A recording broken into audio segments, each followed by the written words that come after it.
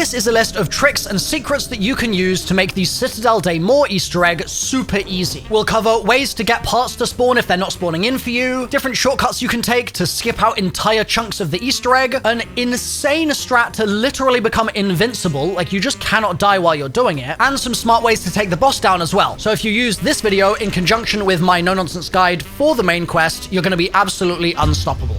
First, before you start your match, I recommend spawning in with Molotovs and shock charges, because then you can use Molotovs for the fire sword steps, and you can use the shock charge to get one of the lightning rods before you even get to the castle. Number 2, in previous maps, you've probably gotten used to buying the GS45 Akimbo off the wall in the spawn so that you get it at green rarity. But in this map, because we're going to need to progress to round 10 to get the stamps to get the swords, you might actually want to wait to buy the GS45, and that way it might flip to blue rarity by the time you do need to buy it, and that way you don't have to spend the extra 1,000 salvage to get it upgraded. However, my next tip is to actually consider not using the GS45 for your run. Reason being, you're going to get fewer points, which is going to mean that you're going to need to get to a higher round in order to get the same number of points to get pack tier 3. And I find that the boss just doesn't respond to the GS45 as well as it responds to bullet weapons. So we'll talk more about boss strats and stuff a little later in the video, but just for the time being, don't automatically buy the GS45, only doing it if you're making a considered decision about which gun you want in your match. Next, this tip is a bit more meaty, I would say. So a lot of people end up getting to the sort of high round 20s or even round 30s trying to complete this Easter egg because they don't do any steps until they start getting their swords at round 10. But there's actually a huge amount of stuff that you can do before round 10 if you're playing in an optimized way. And really, you should be doing this stuff every single time you play. So we already talked about getting one of the lightning rods early. You can also get the other lightning rod on the other side of the map early next to Deadshot, and you can get the horseshoe early as well. Then as soon as you've opened up the Pack-a-Punch and you've spoken to Craft, which usually will happen in your game around round 6 or 7, you can then go straight back to the light room and start shooting the crystal laser thingies to do the light puzzle. And once you finish the light puzzle, you can pick up the part and then bring it to the yellow circle on the floor here, and you can do this little sequence before round 10 as well. And by doing this now, you're going to earn a load of money, right? And that's going to mean that you can open up further into the map, and you can get Pack-a-Punch sooner, which will mean that by the time you start getting amalgams in your game, you're actually equipped and ready to take those down. Now, just to make sure that I'm not causing any confusion here, you won't be able to open the incantation box before you get the sword, but you will be able to finish the lockdown puzzle itself and get the box to at least be spawned in. But there is a bug right now where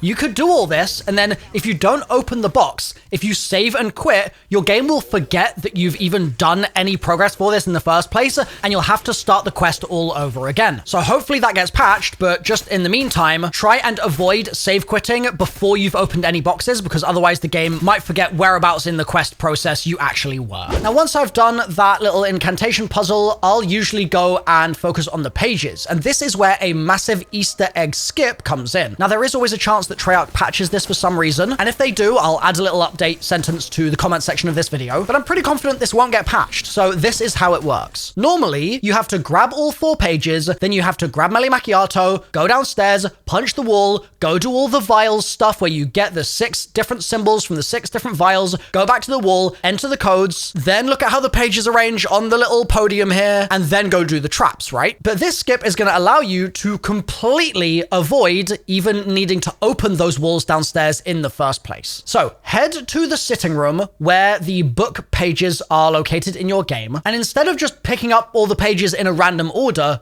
do it the way I'm showing you here. The first page is always going to be in the dead-ended hallway, somewhere around here. So when you find this page in your game, you need to make a note of what that page has on it, like what your eyeball symbol is. The second page is next to the bunk beds. It's always going to be around there. It's always in one of a couple of spots, and I've got all the spawn locations linked in my main quest Easter egg guide if you need them. But before you pick your page up, again, take a note of what your symbol is. The third page is always near the TV setup, so note down your symbol and then pick up the page. And then the fourth one is actually something we don't need to remember because it's going to correspond to the same trap every single game. It's going to be the one near Stamina. So now that you've looked at all those pages in the order I've just showed you, you can actually go and do the traps around the map in that order, and it will complete that step of the Easter egg, which means you don't have to do anything with melee macchiato, anything with meleeing the wall, anything with the codes, anything with the vases. You can literally just go from looking at those pages to doing the traps in the order you looked at them in, and then you're done with that step for later in the quest, which is just so amazing. It's going to save you loads of time. Now, those traps are pretty expensive, so here's another way to get even more points before round 10, and that way we're being just super efficient about the way that we do this in our game. I mentioned spawning in with a Molotov, right? You're going to go over to the crafting bench, and you're going to buy 2 more Molotovs, and then you can run over and light all 3 bonfires on fire, which is what we need to do for the fire incantation, and each one will spawn in more zombies for you to kill, which will earn you more points. And if you want, I mean, it's up to you, but you could even do one of your trap puzzles during the fire incantation thing if you wanted to get it done with those zombies and avoid flipping around. But once you take out all those zombies, obviously you're going to get the ghast that spawns, and that's going to drop you your Ankh, and then you can go do the Ankh puzzle again before round 10, and that's going to spawn even more zombies. So you'll get a huge number of points from that, and that should be enough for you to make some really good headway with your trap activations. Now, something I've seen a few people getting confused about, and I think this is especially from people that didn't watch my no-nonsense guide for how to do this main quest, is which traps specifically are the right traps at any given time, and like the traps not feeling like they're working. And basically, something I called out in my main quest guide, but I'm going to reiterate it here, is that you need to be really careful which traps have the circle outline around them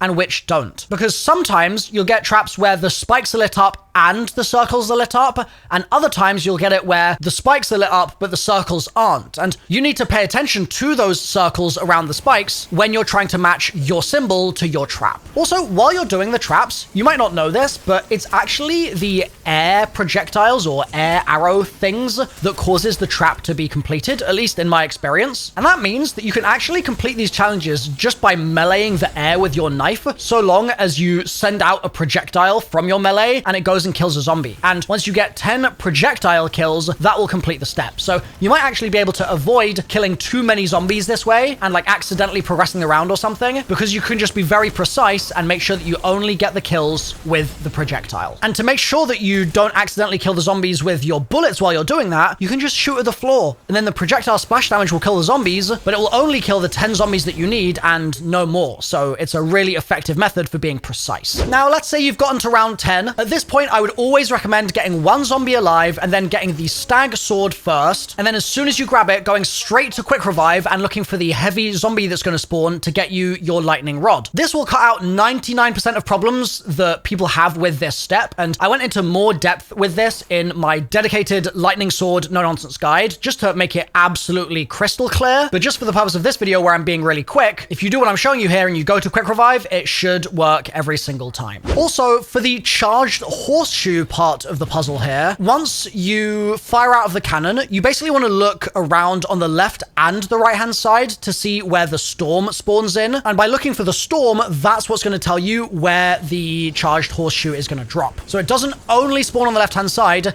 it sometimes does spawn on the right. It's just going to be under the storm in both scenarios. Also, when you're doing the fire sword, you probably already know that you can melee the purple-eyed zombies to get your health back before you go and put your fire energy into the dragon. But what you might not know is that if you slide into the zombies while you've got the fire energy, that's also going to get all your health back, and it's going to mean that you don't have to slow down and you don't have to stand there and melee the zombie. So this is just an opportunity to maybe shave a couple of seconds off your run. A similar tiny time save applies to the light sword. When you pick that up, it's going to give you a fresh set of glowing yellow parasites, and you may as well just use all those parasites to open the door straight away. You don't need to like take them out first and then wait for them to spawn in the next round. You might as well just get it done right off the bat. Now, before we move on to incantation box stuff, I've got a couple of tips for the Raven sword as well. First of all, if you're having trouble with the code, I literally have all of the codes in my dedicated Raven sword guide, but for just ease of access, I'm just going to whack this graphic on screen right now, which you can use to get this done. But if you don't know how to read the graphic, just go to my sword guide and I promise you it will explain it and you'll never have problems with this sword ever again. But also with the Raven sword, what you might not know is that you can avoid spending points on the trap to get the Raven in the sewer as well. Instead, you're actually able to just use an explosive,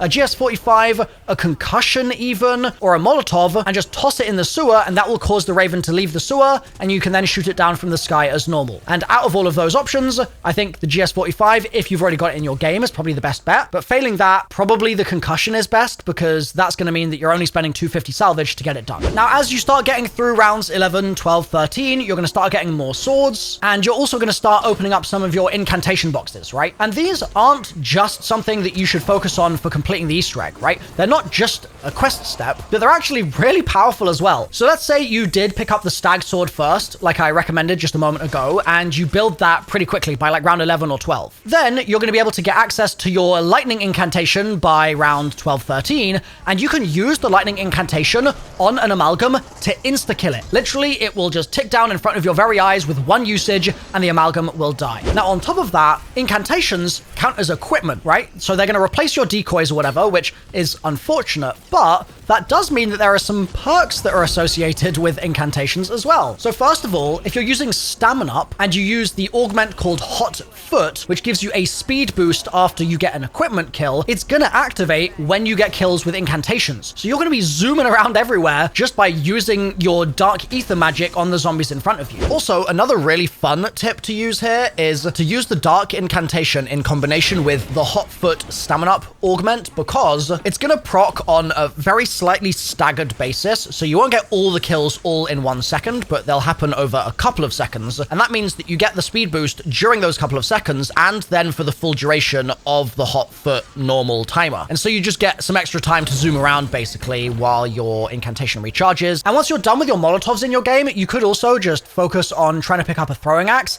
and then using that for Hot Foot as well, and that way, you're going to basically be running at max speed forever. Like, you're going to just never run out of that speed boost. Now, on top of that, zombies can drop incantations because they are just an equipment, and that means that they synergize insanely well with Vulture Aid. So Vulture Aid overall, I'd say, is kind of mid at first glance, but if you put on the augment called Picky Eater, it will drop equipment that you use more frequently, so you'll get even more extra incantations. And that's incredibly useful for the elemental challenges that you need to do in this Easter egg, because sometimes it can be a little fiddly to get enough elemental kills to fill up the orb. But if you're getting a bunch of free incantations from the zombies thanks to Picky Eater, then you're never going to have trouble with it. But let's say you don't have Picky Eater unlocked, for example. Then what do? Well, we can run through all of them now, and I'll just give you some tips for each one. So for the Fire or Dragon challenge, you can use Dragon's Breath, you can use Napalm Burst procs, you can use Molotovs for this, Thermo Grenades, the Fire Incantation, the Fire Sword Ultimate, and you can use the Fire Sword's regular attack, and that will ignite them every single time. But I think the Fire challenge is probably the easiest of the four. So what about the Lightning one? You can use the Lightning Incantation, you can actually use Shock Charges, which might sound insane, but it just needs to be during an insta-kill, and then you throw your Shock Charge out, and there's actually a free insta-kill in that area, so you can pop that insta-kill during the Lightning Elemental puzzle, and then just chuck a couple Shock Charges out, and you're gonna basically fill this up straight away. And you can also use Deadwire for this, and the Lightning Sword Ultimate, and on occasion, when fully charged, the Lightning Sword's regular attack will also proc a Deadwire ability. And I think while the zombies are stunned, if you kill them, then you have a higher chance for it to actually float into the box as well. So that's the Lightning one. For Light or Lion, this one's easy. You just gotta run through those orbs, baby. That's it. There's nothing really else to this one. And I guess the exception to that is I'd say if you're gonna die, it's quite useful to have the Light Incantation, just so you can lifesteal from the zombies and get back up to full health. And then for the Dark or Raven challenge, you can use Casimir's on this,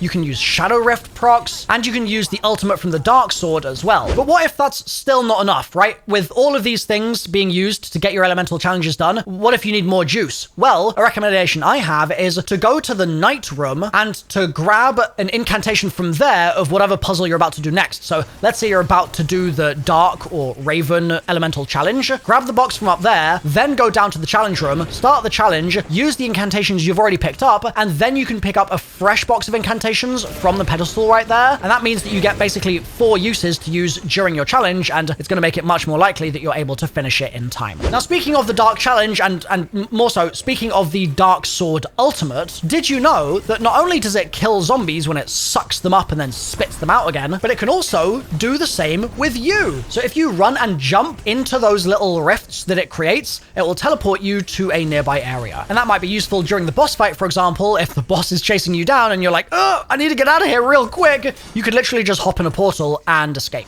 Now, my last tip for the elemental trials is a really simple one. It's just that you can move around in the area, right? You don't have to stay right next to the orb itself. So if there's a part of that area that you feel safer in, go over there, like move around a little bit within that space and you'll be just fine. Now, while we're on the topic of ultimates, I think that the lightning sword ultimate is one of the weakest of the four. I think it's just not very good, to be completely honest. And I've ranked all the swords in a separate video and I put it pretty low down on the list, spoiler alert, which is really unfortunate because it looks really cool, but that does mean that you can just make the alternative choice to not use the ultimate, and that way you get the regular dead wire procs from your regular attack. And when you're using those swords and you're hacking and slashing away at the zombies, I think that you're going to have a significantly better time if you've curated your melee macchiato augments appropriately. So there are two augments that I think are really important on melee mac. One of them is vampiric, which is going to mean that you lifesteal from zombies when you're attacking them, which is pretty crazy, but I actually think that it's more important to have espresso, and that's going to mean that your attack is super fast. And so unless the lifesteal is essential to you, put espresso on and